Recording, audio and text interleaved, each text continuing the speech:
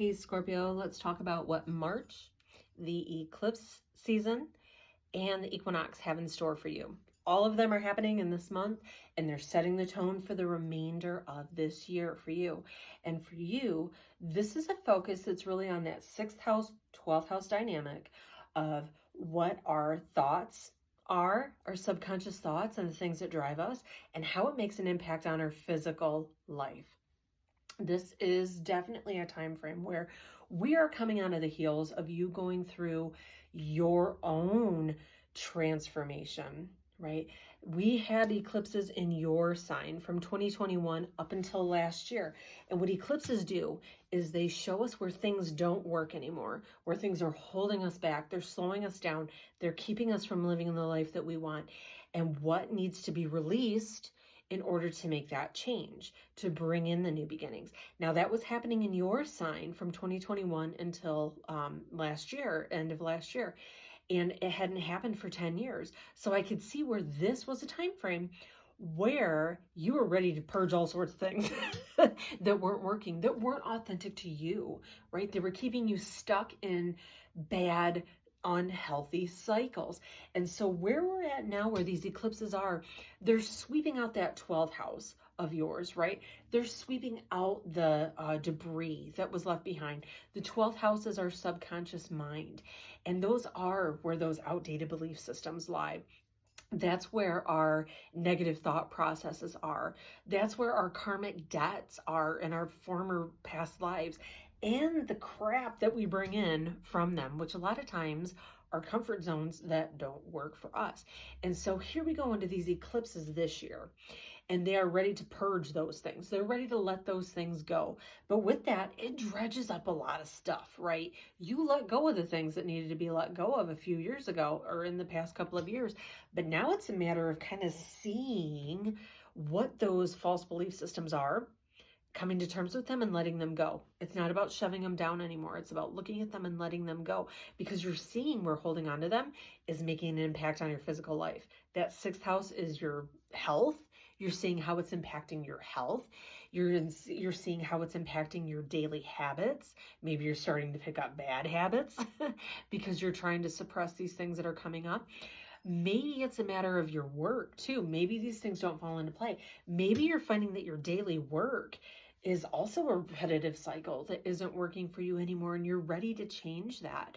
Not only do we have these eclipses bringing it to light for you, we also have the spring equinox, which is the new year, the new astrological year that starts on March 19th. And we also have the full moon, which is where that Aries sun of I want to do what's best for me is shining a light on that Libra energy of I'm thinking of me, what over here isn't working, who isn't working, and what isn't working, where are the scales unbalanced. It's shining a light on that as well too. So you knit all those together, right? And what do we come up with? We come up with seeing and recognizing what doesn't work, especially our thought processes, and moving our feet forward in a way that helps us to make the changes that we need to, right? It's about having that confidence and the courage to do it. And what's great about it is that here we are in this Aries energy that we're moving into, and that is ruled by Mars, the warrior, the planet where we stand up for ourselves, where we assert ourselves. And as it starts to move through all this energy and new beginnings, it's ready to blow out everything that doesn't work with some fire, right? And for you, it's happening in these houses. So pay attention in the couple of weeks leading up to March 19th to that 25th time frame, and that couple of weeks after as well, because it's going to be showing what doesn't work, especially repetitive thoughts. Keep that in mind. Repetitive thoughts that keep coming up over and over again. Instead of going, oh, I hate that, or I hate myself for thinking that, or whatever, just stop, be impartial and go, what are you trying to tell me? Repetitive signs. You got to remember, our spirit guides in the universe, they don't have voices to talk. They're going to use repetitive symbols. They're going to use repetitive thoughts that happen in our minds. Scorpio, you are one of the most intuitive of all the signs. You have to trust those instincts. You are the sign that are going to hear things and see things, maybe. So maybe grandma or grandpa or another spirit of someone that's passed on is coming through strongly to you in your waking life or in your sleeping life, trying to help bring those answers in that direction for you. Trust it. Trust your instincts.